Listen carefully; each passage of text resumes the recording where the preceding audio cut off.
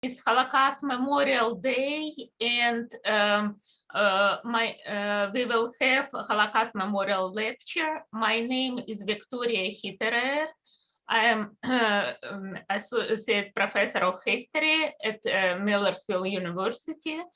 And today we will have, in memory of victims of Holocaust, lecture Alan and Linda Loss, our keynote speaker, Dr. Martin Dean. And before he will present his lecture, I would like to say a few words why we actually commemorate this day.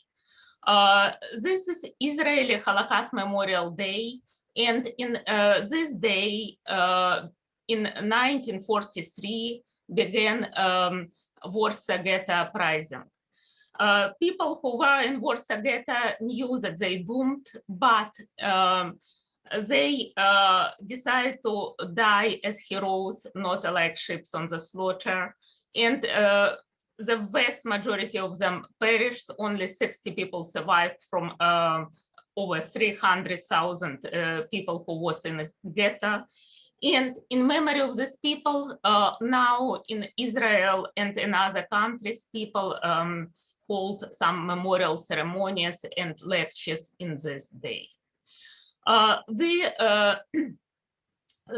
This year choose have lecture about Babyn Yar because this year also anniversary of Babyn Yar massacre that occurred in Kiev, Ukraine, then Soviet Union.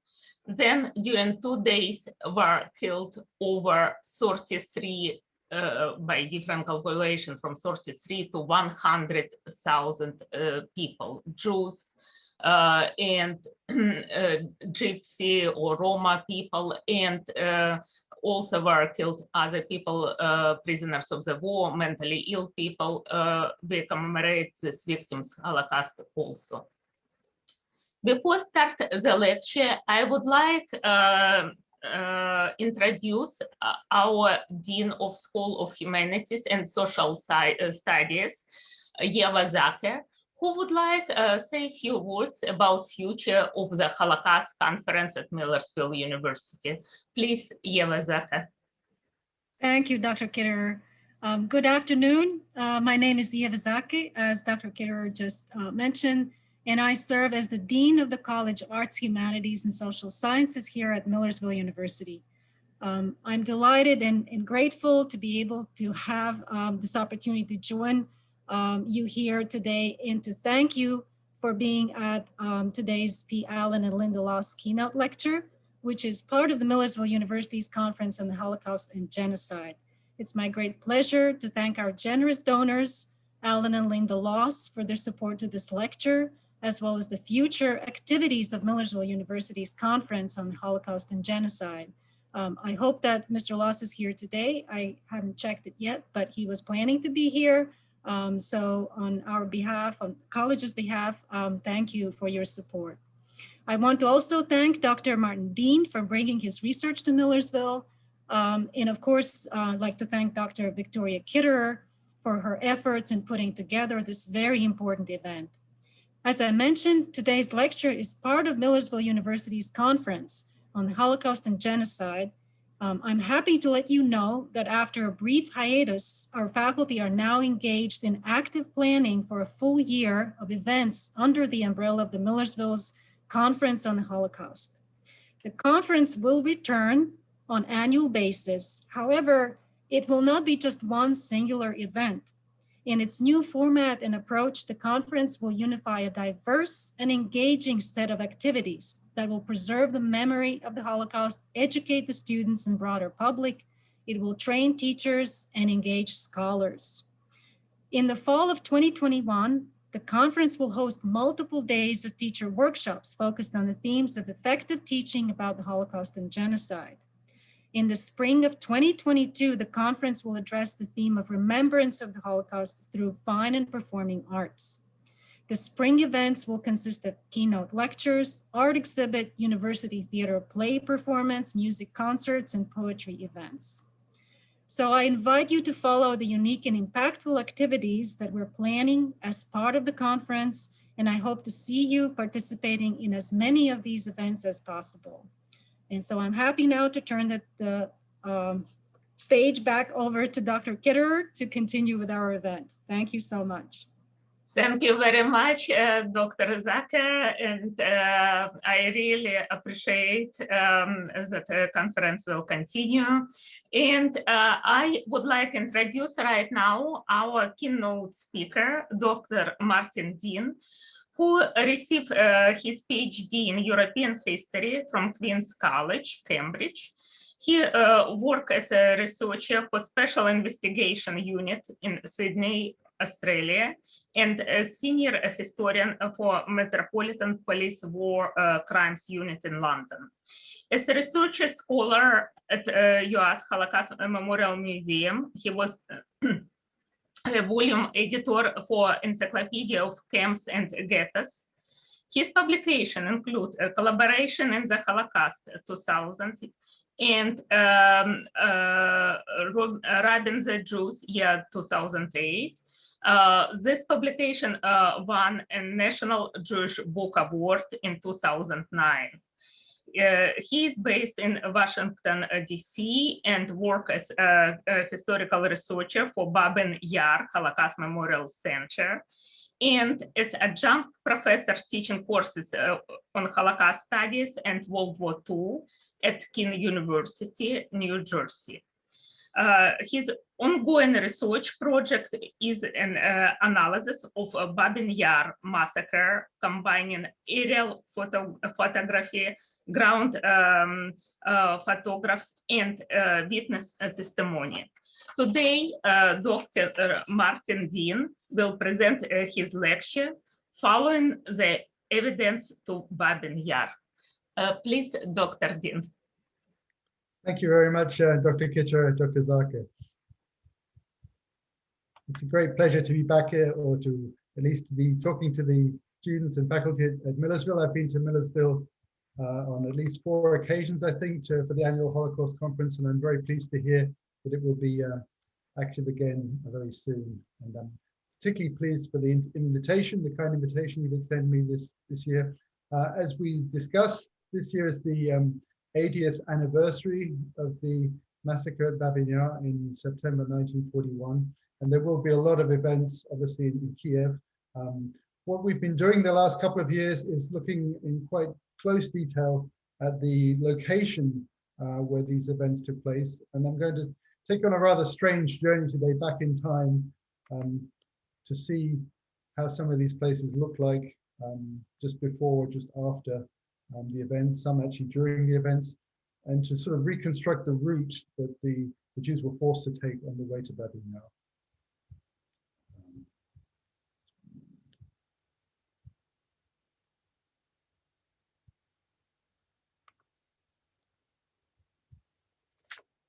So today I will examine the complex history of the Babyn Yar ravine, where more than 33,000 Jewish men, women, and children were shot by units of the German SS and police in late September 1941. Using evidence consisting of photographs, witness testimonies, and aerial images, I will reconstruct the route taken by the Jews into the ravine and identify the location of the mass shootings. Using a digital 3D model, the Babyn Yar Holocaust Memorial Center has reconstructed the historical terrain, which enables us to examine the path of the Jews on their last journey. In particular, by following the trail of discarded property and clothing captured in photographs and described also by witnesses, this path can be traced from the city to the site of the shooting. I'll give you a bit of background first on what we're going to talk about today. We'll deal very briefly with the operations of the Einsatzgruppen, which is really the main operational killing unit in the occupied Soviet Union. Sonderkommando 4A was a specific unit that organized the Babyn Yar massacre, but it had support from other German police organizations there. We'll look at the placards that were issued, which was the way they managed to get the Jews to assemble on the streets of Kiev, and have a look, examine also how on the way successively they had the property removed from them. We'll look especially at the geographical terrain. That this is important because almost nothing remains today of what was there in the way of both the ravine and to some extent also the route. Buildings have changed, and especially the area of the ravine, it was changing just before the war, and it was more or less flattened to have a road built through there after the war. So we'll try and see what it looked like in the period 1939 to 43. There is a kind of a second history to Babyn Yar in 1943 under an operation called Sonderkommando 1005. The Germans exhumed the corpses there and just tried to destroy all the evidence. Ironically, this gives us a little bit more evidence to try and precisely locate where things happened. And the evidence of surviving prisoners is very important. So we'll look a little bit at what happened in 1943. And then finally, this is something on which Victoria is really an expert. We'll look briefly at the post-war memorials, especially those that have been put up since 1990. As you may know, currently there is a Babyn Yar Holocaust Memorial Center, which is preparing to erect a new memorial and a museum as well, dedicated to the victims, the various victims at Babyn Yar. And it will take a long time to get that process completed, maybe as late as 2025 or 2026. But a lot will happen this year in the way of commemorations, and the plans are ahead, especially with the 3D model. And actually the whole area around Babyn Yar is already a park, but it will be sort of rededicated to the victims. And that's an important development that's been going on right now. Recently, a new synagogue was opened up, just a very small celebratory one that's very beautiful. And so there has been some progress already in the last year. So we'll start with the history of the Einsatzgruppen. We know what happened in terms of the mass shooting in 1941 and the first part of 1942 from a series of more than 100 Einsatzgruppen reports. These were discovered in Berlin at the end of the war, and they were the basis for the Einsatzgruppen trial organized by Ben Ferencz. It details the shooting of more than 1 million victims in total, and the reports often give the date, place, and the number of victims for the shootings that took place. And in most cases, the victims are described directly as Jews. For Babyn Yar, we have an early October report that states that 33,771 Jews were shot. It's not possible to verify precisely this number, but we know from other shootings that often there were people literally counting the number of Jews going past on the way to the shooting site. This does seem to have happened to some extent at Babyn Yar, and the numbers do match up with what witness testimony also says later on. I think one German witness in particular mentions around 22,000 people shot on the first day, and then more than 10,000 on the second day. So this figure is more or less accurate as far as we can tell. The Einsatzgruppen themselves were actually like a combined arms group of different skills. They were supposed to move rapidly behind the army in the front lines, dealing with supposed threats to the Germans, but very soon it was adapted to this main purpose of killing Jews. There were other tasks they did as well. They did have intelligence stuff. One other task they were supposed to do was be to seize archives. For example, when Moscow or other large cities were captured, they were supposed to go through the KGB or the NKVD archives to find information. Quite a lot of the personnel were things like drivers or administrators, as well as the security police investigators, who were mostly recruited from police staff. And you also get a number of police and Waffen-SS guards. Surprisingly, with Sonderkommando 4A, they were assigned a group of more than 100 young Waffen-SS men who were in the age group of 18 to 21. And it seems that some of these men did participate at Babyn Yar. So there were some very young men involved also in the shooting. There were also ethnic Germans and interpreters used obviously for interrogations. Some of these were recruited locally along the route, and just shows the diversity of personnel within what was a fairly small unit. Each Einsatzgruppe, there were 4 together, had not more than 600 or 700 people. They expanded a bit, obviously, as they advanced into the east. People generally served for several months. Some people stayed with them for 2 years or so, but there was also a turnover in personnel over the period of the occupation. And although the mass shootings of Jews by the Einsatzgruppen were mostly completed by the summer of 1942. They did conduct other mass shootings after that of other groups. And one thing with the Einsatzgruppen, they often formed stationary security police units, which had prisons, and one of the tasks was to sort of empty the prison every week or so, so that the mass shootings carried on even when the victims were not only Jews. From an early stage in the occupation of the Soviet Union, there were mass shootings conducted, initially mostly males of military age, 16 to 45. This is probably an early mass shooting, as it's only a relatively small number of victims. But you can see the large crowd here in the background, which shows that in the initial stages, they weren't so good at keeping the secret. They used trenches or ravines, partly for safety reasons, especially out of sand, so that bullets wouldn't ricochet. There are a number of reports in the German archives. There's a big archive in Berlin called VAS, which has records even for security police units, that people were becoming injured in these mass shootings through accidents. So obviously some security measures were taken. It was not possible to keep these shootings private. People could hear the shots for many miles around. And it's not as secret as people imagine the Holocaust to have been, certainly in Western Europe, where everything was done a distance away from the actual killing. So in the summer of 1941, you get an escalation. I think the Nazi authorities under Himmler were kind of gradually increasing the target number, seeing what was possible, trying different methods. And by August, the target group was expanded to women and children. We know this especially from the operations of Waffen-SS units in the Pripyat marshes. Also in the Baltic states, you have detailed records for Einsatzgruppe A, which show that by July and certainly August, women and children were becoming a large proportion of the victims. And in Ukraine as well, by September 1941, more or less entire Jewish communities were becoming the targets of these mass shooting operations. And this is what happened in Kiev on September the 29th, 1941. The 30th. It actually took 2 days because there were so many people rounded up, they couldn't complete the shooting on the first day.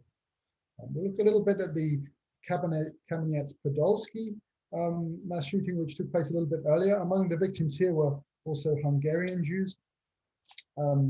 This was shooting of more than 20,000 Jews by forces of the Order Police under the command of high SS and police leader for Southern Russia, Eberhard Jekyll. And at that time, it was the largest killing of its type. It was very similar to the massacre at Babyn Yar 1 month later and paved the way for it. The victims included more than 12,000 Jews deemed to be stateless, who had been deported by the Hungarian authorities into German-occupied Ukraine a few weeks earlier. Just to show you where Kamenets-Podolsky is located. My screen is very sensitive, I apologize. Be careful how I touch it. You see it on the map here. This is Kamenets-Podolsk. The units of Sonderkommando 4A were also at this time operating in Zhytomyr, Berdichev, Vinnytsia. There were also mass shootings in Belotserkva. And then Kiev took a little bit longer for them to capture because there was a large pocket of Soviet forces that didn't get completely overrun until mid-September 41. So the Germans occupied Kiev around September the 19th. And soon after their arrival in the city, the Soviets had planned kind of a surprise for them. They put a number of mines through the NKVD and blew up some of the main buildings actually being used by the German military forces there and using radio signals. And this kind of gave the Germans a pretext. They wouldn't say that it really changed their plans, but they then announced that the mass shooting of Jews as kind of a reprisal for these explosions that took place, which they then blamed on Jews within the city. The fires themselves resulting from these explosions burnt out for several days and did cause also a housing shortage to some extent within Kiev. And then the response after meetings between the army commanders and the security police was to put up posters around the city The Ukrainian police, which was just being formed at that time, was used to distribute and put up the posters. And this is what it says, which is really kind of a very menacing piece of information, if of course the actual end goal is not revealed here. It says, all Jews of the city of Kiev and its surroundings are to report by 8 a.m. on Monday, September the 29th, to the corner of Melnik and Dr. Ruski Street. So this is like a square, to the west of the center of the city. They should bring with them documents, money, and valuables, as well as warm clothing and bedclothes. And to see in the photographs, this is what many Jews actually do. Anyone who does not obey this demand and is found someone else will be shot. So there's a direct menacing threat. And then there's also even concern for the property of that the Jews were leaving behind. Anyone who breaks into the abandoned apartments, the Jews, or steals objects from there will be shot. So this was kind of on the basis of experience elsewhere. They were expecting some looting to take place once the Jews had abandoned their homes. So how did the Jewish families react? Of course, they were very concerned. This is one young Jewish woman who managed to survive. We lived at Teresivskaya, number 8A, apartment 19. We discussed the placards. Most people were of the opinion that we would be sent away to work. My mother packed up our things. I saw that the streets were full of people carrying luggage with them. Some of them had 1- or 2-wheeled carts. They were all going in one direction. Towards evening, my mother and I left our apartment with our luggage. We went down several streets together with many other people. The collection point was in the vicinity of the Jewish burial grounds. So one speculation was that the direction people were having to go was near the railway station. There was actually a freight railway station or a passenger station, but many Jews still had the hope that they would be being deported to some other area by train, and they didn't really imagine that they would be shot. A few people did have more serious concerns, but the vast majority did take to the streets on the following day. Here you see images. This is actually taken by a German photographer of people loading up their carts with bundles. These kind of bundles of blankets and clothing are very common among the Jews marching towards Babyn Yar. And you see them assembling on the street. If you compare this with the Holocaust as it takes place in Germany, we find that there's a very compact, very concentrated process that takes about 10 years in Germany, is all confined to just 2 or 3 days in Kiev.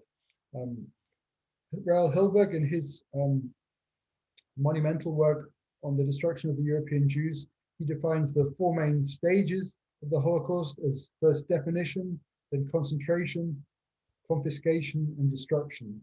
And as I mentioned before, in Germany, this is spread out over quite a long period. You have laws such as the Nuremberg laws defining who is Jewish.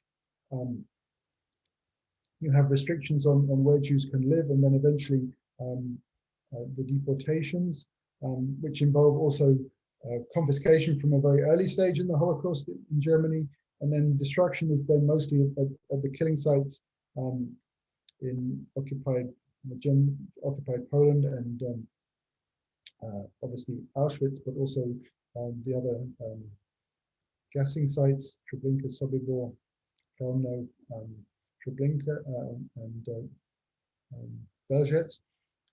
Here in Kiev, they're shot in a ravine very close to the city, and the whole process doesn't take more than 2 or 3 days altogether. From the poster announcement, which really is calling on the Jews to appear on the streets, they're marched together in a column, which is getting more and more confined as they get closer to the shooting site. Along the way, their property and clothing is taken, and what's left in the apartments is then registered and confiscated later on. And the mass shooting takes place over just 2 days on the outskirts of the city. As they go along Melnikov Street, we have a description here from another Jewish survivor who was along the route, Evgenia Batashova, and she describes the first German checkpoint where essentially the Jews and the non-Jews were sorted out. There were some people, sometimes even family members, who were accompanying their Jewish relatives, who were forced to turn back at what are described as anti-tank hedgehogs. This was actually a kind of obstacle put up by the Soviets just before the Germans arrived. This is an example of what these might have looked like from Moscow. so-called anti-tank hedgehogs. And this is Genia Batashova's description. So we walked a short distance past Pugachev Street, and there on both sides stood anti-tank hedgehogs with a passageway down the middle. We could walk to this passageway, could still move towards these anti-tank hedgehogs. We could turn around. And a lot of things were already scattered next to these anti-tank hedgehogs. Farther on, there was nothing. But right in front of this, people were already throwing down such heavy portable things. So that the carts, for example, were not allowed to go through this checkpoint. So sort of pile of property was emerging there. There's even descriptions of non-Jews coming to this place and sort of already scavenging for the property that's being left behind. But people are still carrying with them their sacks and some other things they can still carry in their hands, but they can't take any carts with them after this initial checkpoint. This is a view a little bit further along the route. Here you can see this is probably a temporary fence that's been put up just to make it harder for anyone to escape. This is along an avenue of trees, which is very distinctive. You can even see a house here in the distance. And here you start to see the huge piles of luggage being put aside. So at this stage, the Jews, as they're marching westwards down, this is actually Dorogozhitska Street, and they're being forced to surrender their property, and they're continuing on their way.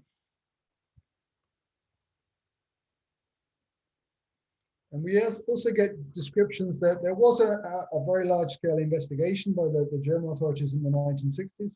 I've evaluated dozens of testimonies from the German, mostly policemen, who were present in Kiev at that time. And although many of these descriptions are not very precise, it's enough to sort of piece together essentially what we're seeing in the photographs and what we're getting from the Jewish witnesses, so that you get a picture that is quite reliable in one source of evidence corroborating the other. This is the testimony of Leonid Pushka. He was a member of Sonderkommando 4A, and he says, "I drove outside of Kiev and came to a sort of alley. There stood a checkpoint which let me through. I saw that along this alley, which was about 2 kilometers long, Jews were marching. They were going in groups as if for a stroll.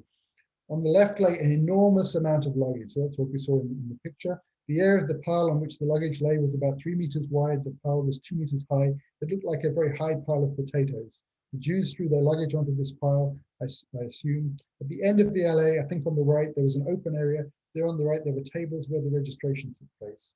And we have some photographs taken again by German police members. We found quite a bit after the war. Alexander Kruglov was able to get some of these pictures. This is another view of the alley here with all the piles of luggage after the Jews have gone, probably in the evening. And then here's probably the field on the right, where again, Jews were being forced to surrender their documents. You see papers lying all around here on the ground. And in the distance, you can see the alley of trees and the piles of luggage here. So using aerial photographs, we're able to locate roughly where all these events took place. This is an aerial photograph showing the alley of trees. Probably they turned right here, and then I went down to Dorogozhitska Street here to the west, and then coming out towards the entrance to Babyn Yar along the end of here. We take a more distant view, you can see a bit more. So this looks down the alley of trees. In the distance, you can see this window along the end of the alley, which can be matched up with views on contemporary maps as well. Here we see, probably looking down the alley, of one of these buildings just across the end of this high fence. This is like a compound. In fact, some of the Jews were kept overnight in this compound, which also had garages, because there so many Jews arrived on the first day that they weren't able to complete the mass shooting. So about several thousand were held overnight in one of the garages there, including Vera Bogutska, one of the witnesses we mentioned before. And again, another witness, Batasheva, she describes, "Then we stepped onto the road along which trees were growing in even rows." And this describes this alley of trees that you can see here on the overview. So first the Jews marched down Melnikov Street through the checkpoint to roughly to the area where the Jewish cemetery starts. It's not correct that they went through the Jewish cemetery. Actually, they turn left and go down Kahatna Street, which is a short street that takes you then to Dorogozhitska Street, which is this alley of trees that then also leads to the end of the main ravine. You can see all this on this aerial photograph. So here we see Melnikov Street, which leads to the center of the city. The majority of the Jews came up this way. The Pugachev Street is somewhere around here, so there's the checkpoint. These are probably the garages, or maybe this building where people were kept overnight. They come along here. Now this area here is the Jewish cemetery. This building still exists today, so to some extent we can construct the route. But from nearly all the descriptions we have, it's clear that the Jews were actually directed left here down this road, and then here's the alley of trees, and it's quite a long route here. And this is where we see especially the piles of luggage put on the side.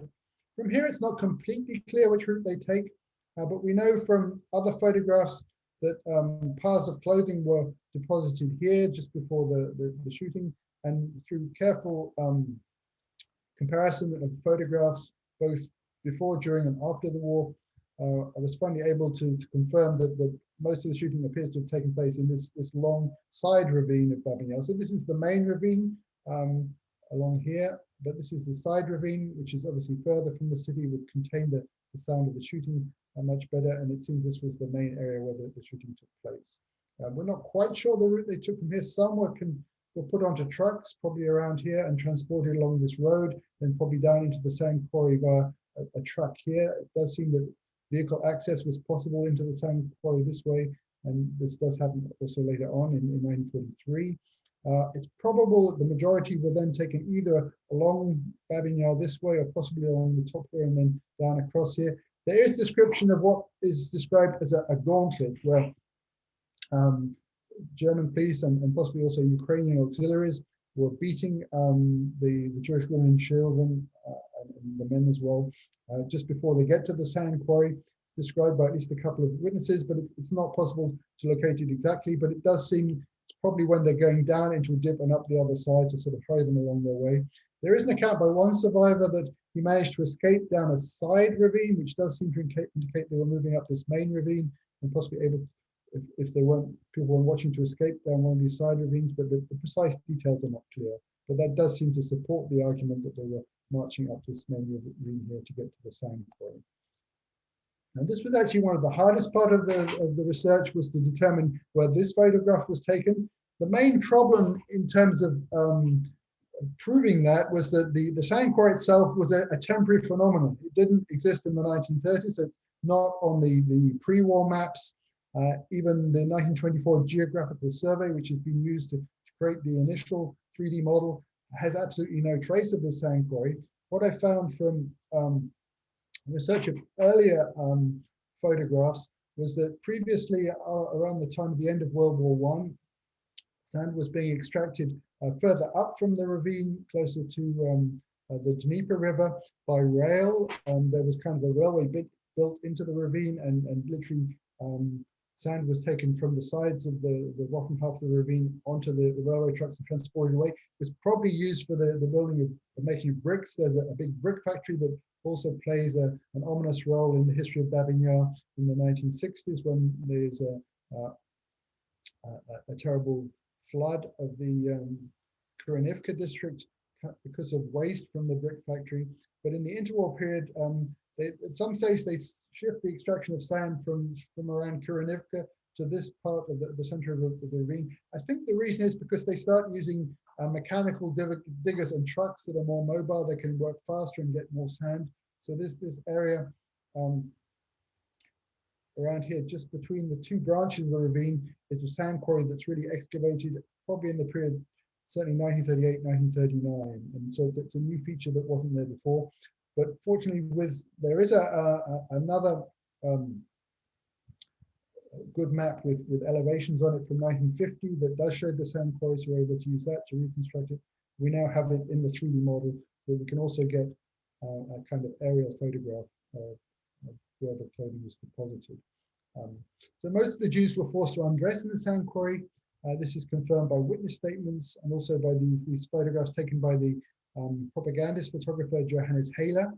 The Jews were then driven around to the left to enter the western spur up a slope and through a specially created passageway. A few more may have descended into the main ravine on the right to enter the western spur from its junction with the main ravine, but the majority go over this sort of ridge into the western spur. Here we see the vast amount of clothing. You can really see this must have been from thousands of people. It goes off into the distance. And it does sort of curve around to the left, as you can see here, going towards the left-hand corner of the sand quarry. You can see this better from this overview created from the new version of the 3D model. Here you see the western spur where the shooting takes place.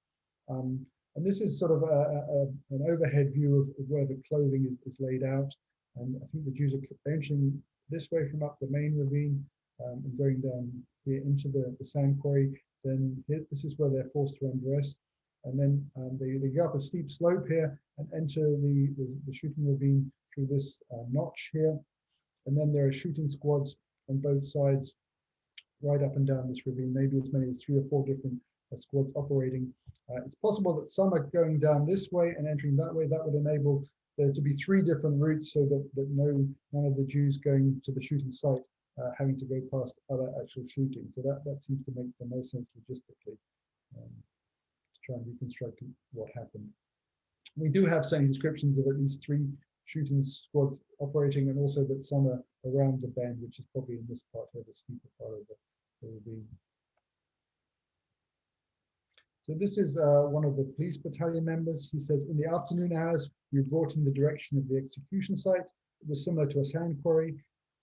Since there, before the Jews went into the quarry, a holdup had occurred. We had to ensure that the Jews were sent into the quarry without any delay.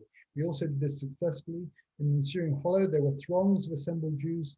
And so far as I was able to observe, the Jews had to undress at the end of the quarry, went partly naked, partly in their underclothes over a steep slope, and disappeared into the adjacent valley behind a mountain slope.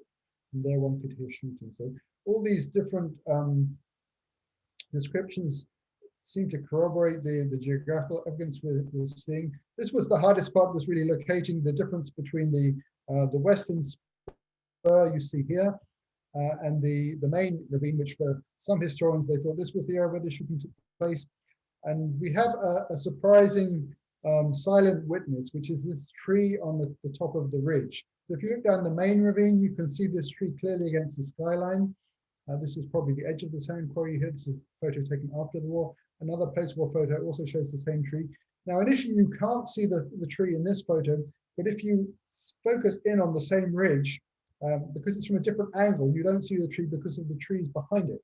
And it took me quite a while to work this out, but by blowing up the halo photographs, we were able to confirm that this was indeed the tree, and that therefore, because of the different angle, it was the western spur and not the main ravine where the shooting took place. This here is an image of the Soviet POWs covering over the mass graves. What happens is that the day after the mass shooting, the sides of the ravine are blown up to cover what is really a mass of bodies in the ravine.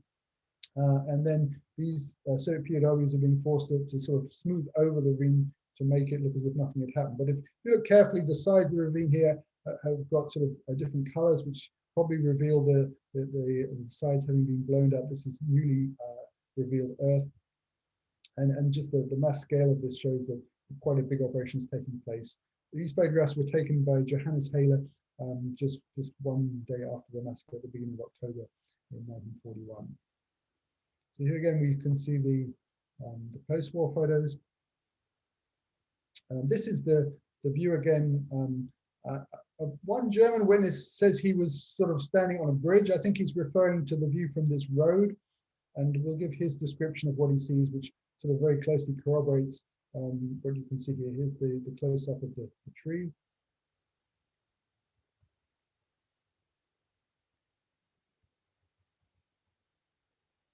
So Victor Trill describes also the sand quarry being round to the right and the ravine curving round here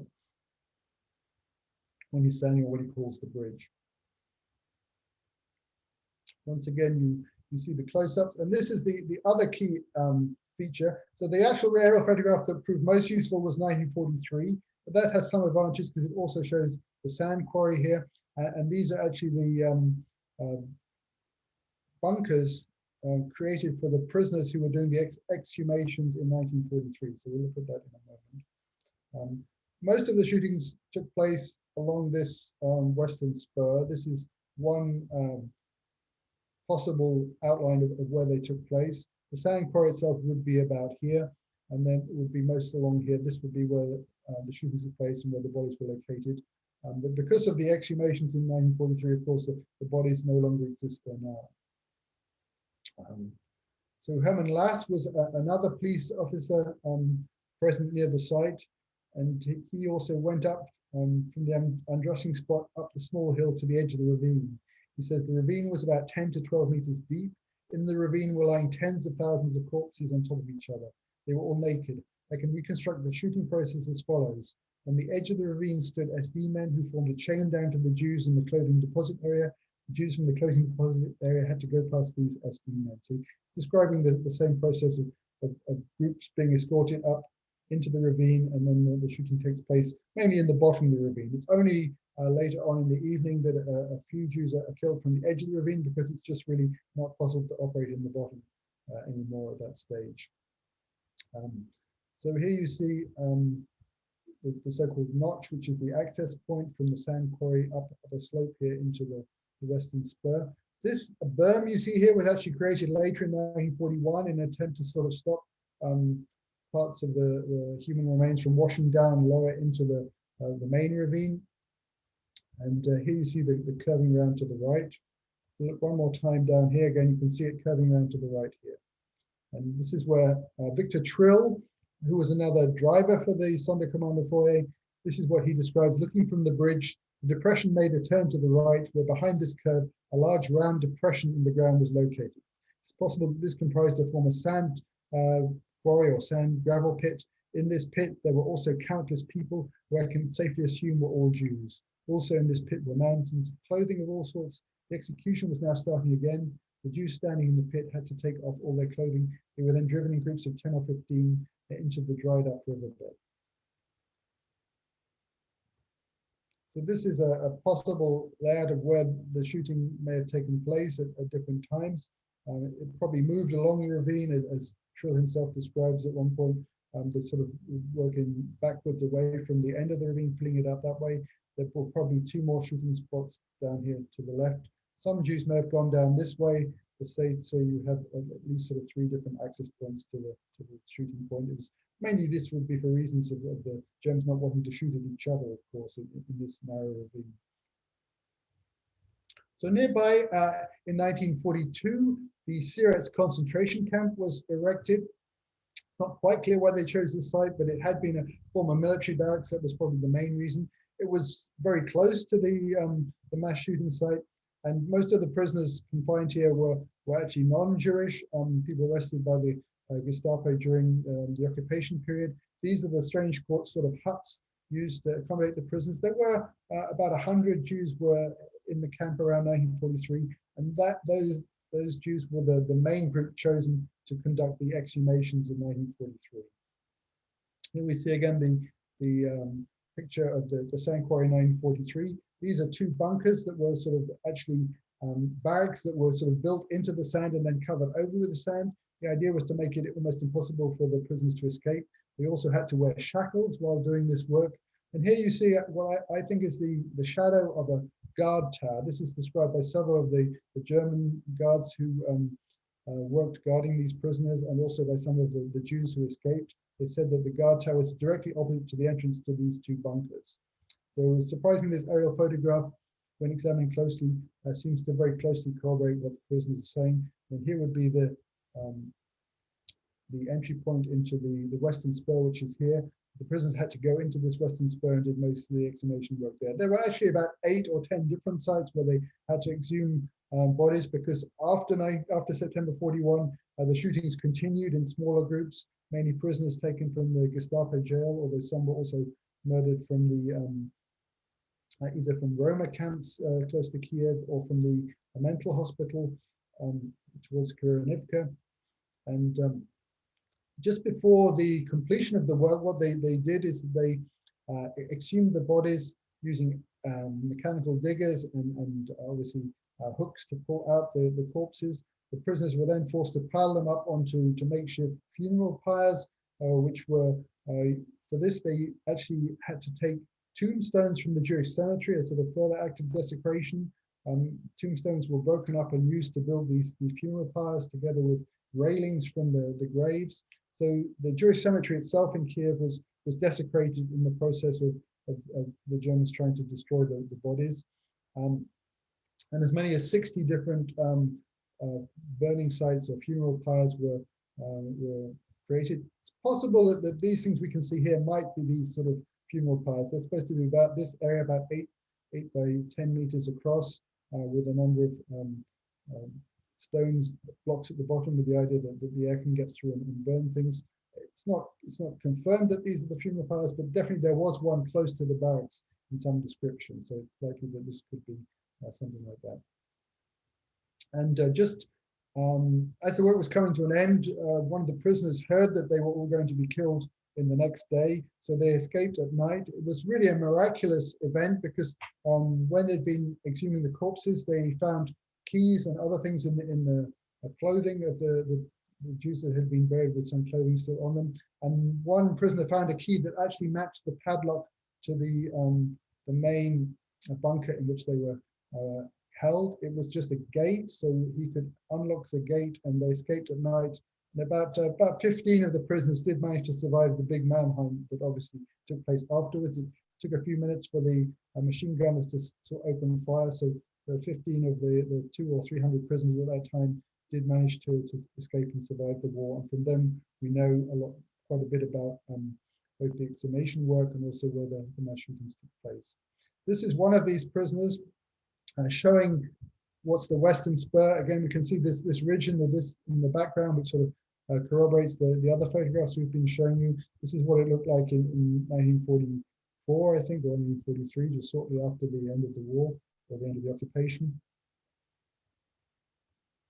And of course, in the 60s, Babyn Yar became famous because of Yevtushenko's poem, in which he says, "No monument stands ever Babyn Yar." It's now called Babyn Yar because that's the Ukrainian name. So with the changing of the regime and the government in the 1990s, it's also assumed now the name Babyn Yar. And there are actually a number of monuments around the site in different locations. This is probably the main memorial to Jewish victims, which is in the park there.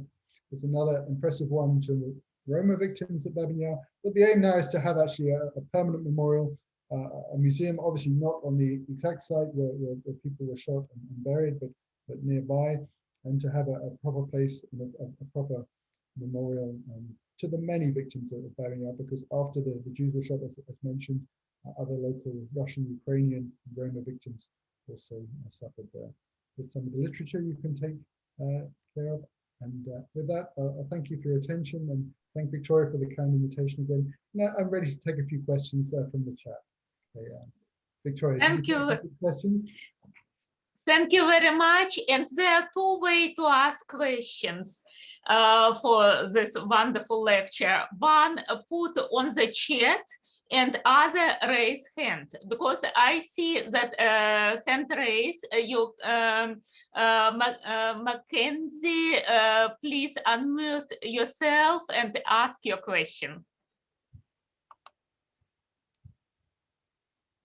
It was actually just a round of applause. I don't have a question. No question. Okay, I just applaud. Thank you very much, Mackenzie. So either on the chat or please raise your hands if you have questions. So I do see a question in the chat. Do you want to ask it, Victoria?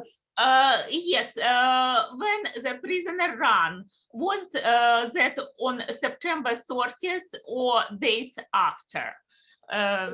That's a good question. I was referring obviously to the prisoners who were doing the exhumation work, which was actually 2 years after this. So this is just before the Germans were retreating. There were obviously some Jews who survived the initial roundup in different ways.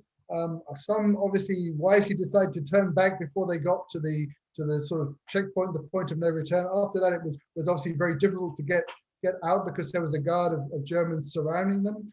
Some did obviously pretend to be Russian or Ukrainian, and a group of non-Jews was held back. There was an attempt to shoot those people, but one of them did survive even that occasion. So Dina Pranicheva fell into the mass grave and then escaped afterwards, as did several other people who were shot later on in that first day. Others escaped in different ways. One ran literally sort of through the guards into the Jewish cemetery and hid there. As I mentioned, another one escaped on the way to Babyn Yar through one of the side ravines.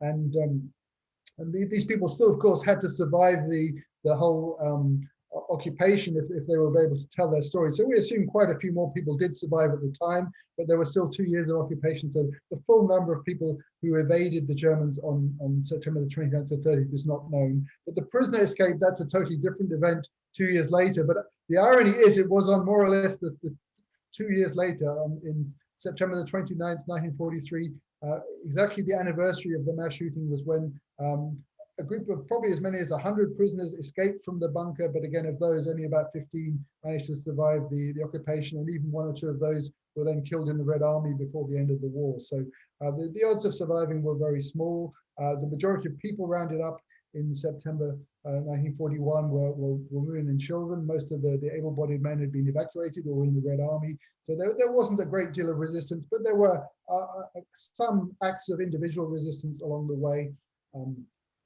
But obviously, much of this has not been recorded, so we don't have the full details.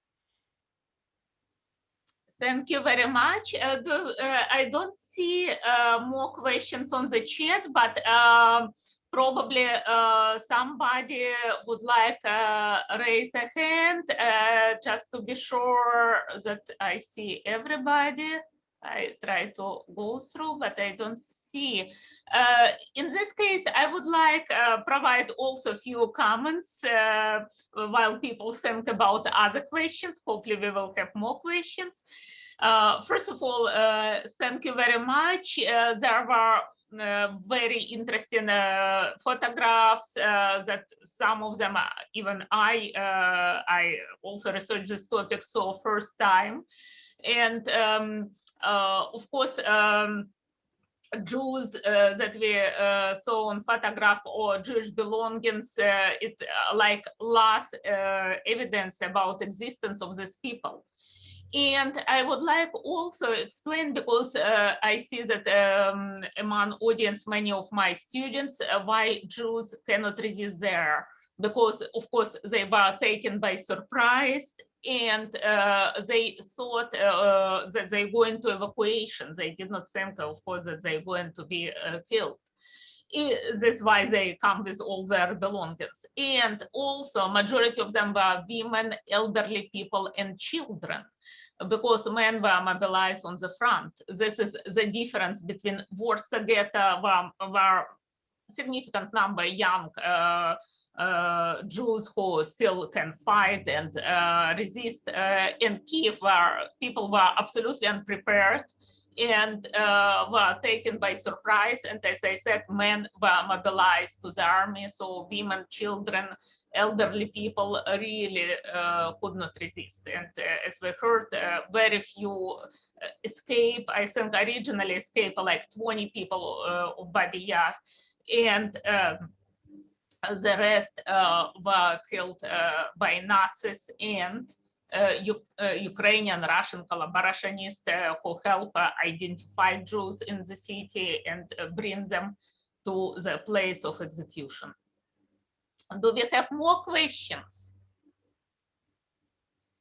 Okay, I will ask while we wait for more questions that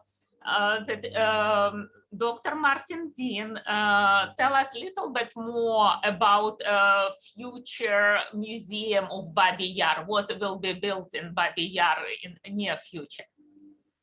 That's an excellent question. I wish I could give you a full answer, but the planning stage is still fairly early on. We've had a recent meeting of the main supervisory board, which various ideas were put forward. And I definitely know that one of the main exhibits will be like a real physical 3D model, probably showing 3 different versions of the Babyn Yar ravine before, during, and after. And one idea is that it will be on a very large scale, so people can more or less walk through the model and get different views of it up in like a spiral. I'm not absolutely sure that will take place, but the idea seems quite appropriate in a way. It sort of tries to show the missing, the lost history, because it's really because of the development after the war that we're not able to see what this area looked like at all during that period. And of course, it's a tragic landscape, but it was actually a very beautiful landscape, a very beautiful place where people would go for picnics before the war. It's a great shame that it has to be associated with this tragedy, but that doesn't mean that we should lose the landscape completely. And I think it's some way it's a fitting memorial to have a view of the tree on the top of the hill that overlooks this place of memory.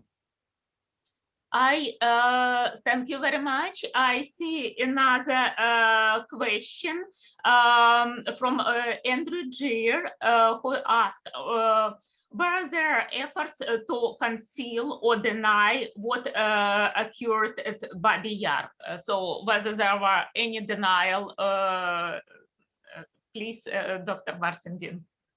Well, the simple answer is yes. There were attempts to denial. As I mentioned, that the Germans blew up the sides of the ravine and covered over the mass grave almost immediately. They used Soviet prisoners of war, of which hardly any survived at all, partly because their policy was to murder and starve Soviet POWs at that time.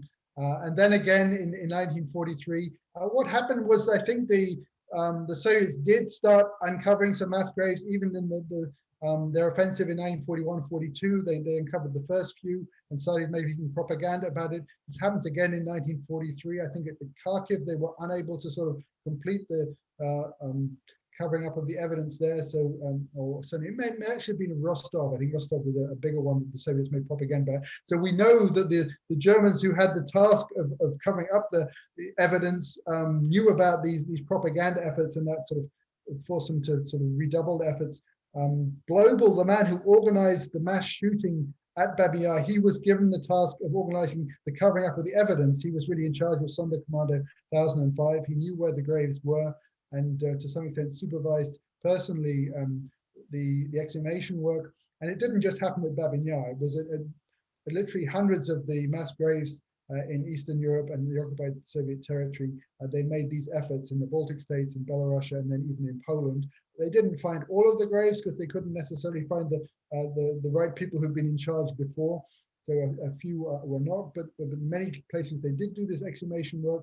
And for Babyn Yar, as we know, the exhumation actually did leave some witnesses and did leave some evidence. So to some extent, it helps us to locate what actually did happen. The Soviet attempt to sort of cover over what happened was slightly different.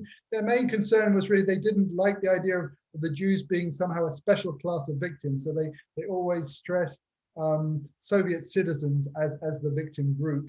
And they were reluctant to have Babyn Yar as kind of a site of Jewish memory where people would gather every year. So even in the 60s, they tried to sort of break up and intimidate those Jews who did gather and try to commemorate the events there. So there was a different form of covering up there. They obviously didn't want to minimize the suffering of the Soviet people at the hands of the Nazis, but they didn't want to see it used by one group, that's the Jews within the Soviet Union, as kind of a national symbol. So that explains their own version of silence. But again, it didn't really work because people did gather there. Jews were not intimidated. And we know about it from these efforts in the 60s to memorialize it as much as anything else, as I'm sure Victoria can explain in more detail. Thank you very much. I see that Cody Spengler wrote that he has a question. Cody, would you like unmute yourself and ask your question?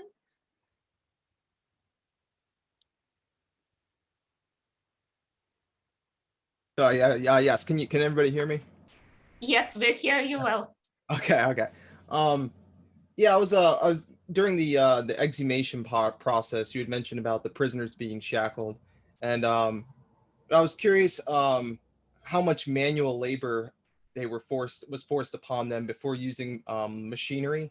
I wasn't sure how if I had missed that, but yeah, I know you'd mentioned that there was like machine-assisted exhumation for the digging and such, and I was curious at like which point they had begun the use of machinery, or if this was more of a process that was kind of forced upon them later in the process in a rush to hide evidence. Yeah, I think you're right to some extent. They realized they weren't going to do it in time, so they did bring machines in after a while. The initial descriptions are actually digging in the wrong place, so that the prisoners were forced to dig manually. Even though they were shackled, they could still use a spade, but they use hooks to get the bodies out once they find the bodies. It seems a German official eventually does show them the right spot to start digging, and that they do find corpses down there. But they did use machines as well, and mainly because the Red Army was actually coming close to Kiev at that time, and that was one of the. I mean, they did more or less completed at Kiev at Babyn Yar, the exhumation process. But the Red Army was very much hot on their heels at that stage, so they were trying to do it as quickly as possible. Thank you very much. And I see that Kevin Censor put a question. He wrote, initially, were the Germans documenting how many people they were killing? Their article I have given to read, I gave my students article to read about Babyn Yar, as a background. Before this said that soldiers had documents of ancestry charts. So the main question is what documents available, German documents, how many people were killed in Babyn Yar? I think the main way they knew how many people were killed was they literally counted them. I've read one testimony of a man who said he was counting the number of children. I certainly know from other smaller mass shootings that there would be one person assigned to count people. Whether they did it completely accurately is not so clear, but there are these detailed numbers in the Einsatzgruppen reports, and there was obviously an effort to document fairly accurately the numbers, although other Germans obviously denied that the precise numbers, saying it's either exaggerated or not correct. I can't guarantee 100% that it's right. With regard to documentation, the Soviet passports or identity cards that people had did usually have some kind of nationality in there, which might be Jewish. So that would be one way. And the one or two people who survived said they sort of threw away their identity card as soon as they could and used some other identity document they had that didn't have the nationality in it or had a Russian sounding name in it. That was often how it was decided. So I don't think that the Germans were that precise on this occasion. Certainly they shot a number of non-Jewish people who were sort of caught in the trap because they didn't want any witnesses to survive. But it does seem that they were examining what documents people had with them as they sort of entered close to the ravine. Actually, one reason why they forced them to undress, it seems that they were sort of slowing things down by trying to search for property in the clothing people had. So just to speed things up, they just forced everybody to undress. That was sort of changed halfway through the first day. So that sort of also explains why we get these huge piles of clothing. And later on, they did go through the clothing looking for property as well. So the pictures do tell quite a lot of the story if you analyze them closely and put it together with the aerial photographs and the witness testimonies. I would like to add, thank you very much, it's a very good answer, but just a few details to this answer. When Germans came to Kiev, they didn't know who is Jewish, who is not, because Jews were quite assimilated, especially young Jews at those times. And of course, without assistance of local collaborationists, they would not identify many Jews, because not all Jews obey Nazi orders. And according to Anatoly Kuznetsov, who was witness of these events and wrote his famous book, Babyn Yar, Russian, Ukrainian neighbors denounce on many Jews who hide originally, who try to pretend that they also Russian or Ukrainian or Georgian, but they were denounced by their neighbors. And really, the largest shooting in Babyn Yar took first 2 days when were killed 33,770 people that Nazi all count. But then every week were still brought Jews that were hidden in the city to Babyn Yar and denounced by their neighbors. and shoot there during 2 years of Kiev occupation by Nazis. So we can say that after main shooting, when were killed at least 33,770 people, still were killed several thousand people. We don't know how many because we don't have any historical records, that were denounced by their Gentile, non-Jewish neighbors. I see that we have another question. The German officer said the victims were all of mostly Jewish people. About how many victims were Roma and other groups? So please, Dr. Dean. So the precise numbers killed in Babyn Yar over the wartime occupation period from 41 to 43 is not known. The highest estimates are more than 100,000. I think these days we probably think that's a little bit high. It's probably more like perhaps 50 to 70,000 in total. My own estimates is the Gestapo were rounding up literally hundreds of people every week, but over 2 years, that's still not more than maybe 10 or 15,000 people. The number of Roma is probably around 1,000 or so, maybe a bit more. And then there were other groups like Ukrainian nationalists who were arrested at the points when the Germans started distrusting Ukrainian nationalists. There are obviously a lot of communists who are arrested. And the figures I'm seeing are literally hundreds of people being shot every week, but it doesn't add up to more than maybe 10, 15,000 in addition. Of course, there were other operations like the emptying of the mental hospital. So it's difficult to get a precise number, but it's certainly around 50,000, probably more than that. I'm not seeing 100,000 from the sort of sources I'm looking at, but I haven't done a complete investigation yet. So we're not really sure. Jews did make up a large proportion of them. As Victoria said, still hundreds more were being found in the weeks and months afterwards. I've got various documentation of that, so it's no doubt that happened. But just try and estimate the number is really very difficult. Thank you very much. I agree that number is a big problem. Right now, my book, Echo of Babyn Yar, and there are different numbers that provide Soviet authorities after the war that provide investigation, interrogation of this case. There are numbers that of course, provide Nazis themselves in their documents. And we can say that Soviets may try inflate some numbers, but at the same time, I applied different calculation. How many Jews live in Kiev before the war and how many Jews live in Kiev in 1947. And I found out that before the war was 224,000 Jews in Kiev, and after the war, only 132,000. So like 92,000 Jews disappeared.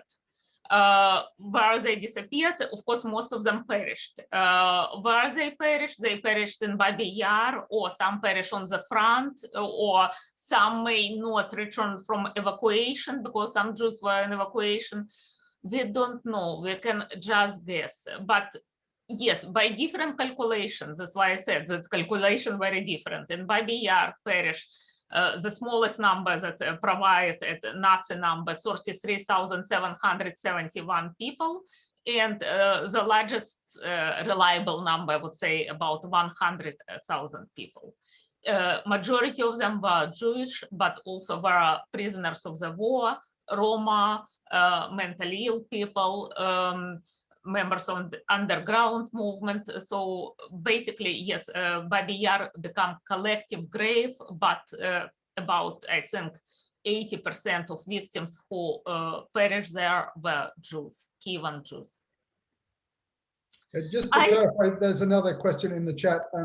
So on September the 29th to 30th, that was only intended for Jews. The Jews followed the orders to appear, and they were sort of selected out from anyone else who'd come with them at the checkpoint. So it was really only Jews on September 29th and 30th. A few non-Jewish people did get trapped in there by mistake as they accompanied people further than they should have gone. But afterwards, they round up communists through a number of different means. Basically, they're looking for resistance members, and this is quite a different situation. So the German policy was to sort of obviously uncover and round up any resistance fighters. and that would be the communists there. The POWs is a more complicated question because there were POWs shot at or near Babyn Yar, and it's really, from my point of view, still unclear if the large numbers that are given in some sources are correct or not. Obviously, there were huge numbers of POWs in the vicinity.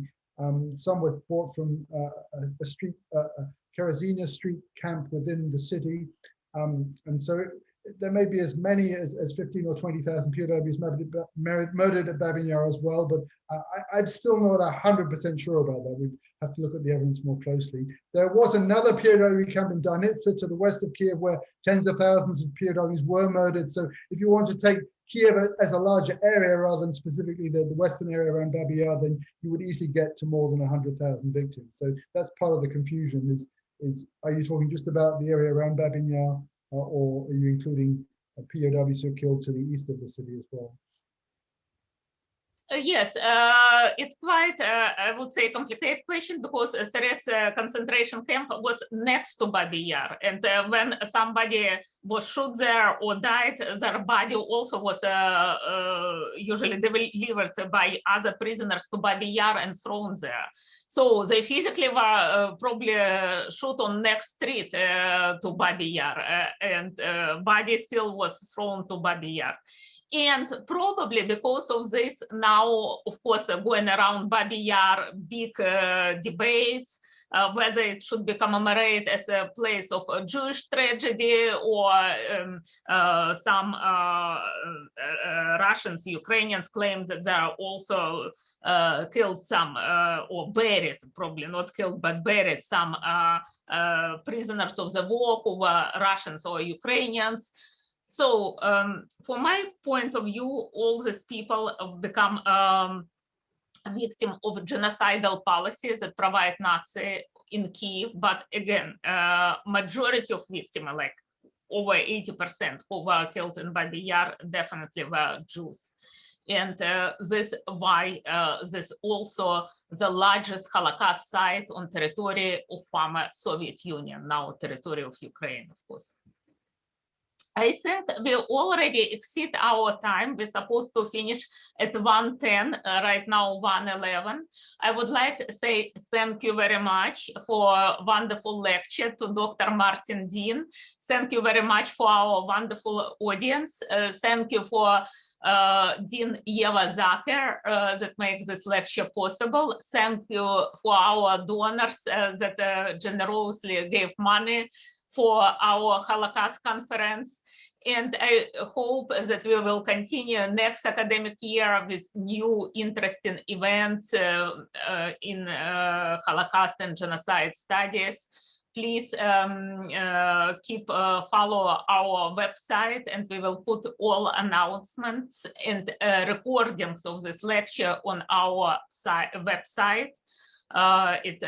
millersville.edu/halakon, and you also can email me or Dr. Martin Dean questions anytime. Thank you very much to everybody. Thank you. Goodbye, everyone. Bye.